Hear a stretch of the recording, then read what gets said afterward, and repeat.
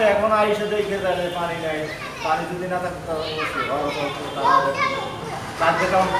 এই সমস্যা এই বাম সাইডটা ভাঙে দেওয়ার কারণে রাস্তার পানিটা ওই সাইড দিয়ে গড়াইয়া এখন বালুগুলো নিয়ে নামছে। এবারে সমস্যা কোনোদিন হয় নাই, রাস্তা ভাঙার কারণে সমস্যাটা বছর বেশি। এই সাইডে পানি সম্পূর্ণ পানি নেওয়া যায়, আর এখান দিয়া যেটা হয়তো মোটামুটি সেটা আমরা নিষ্কাশন করা বন্ধ।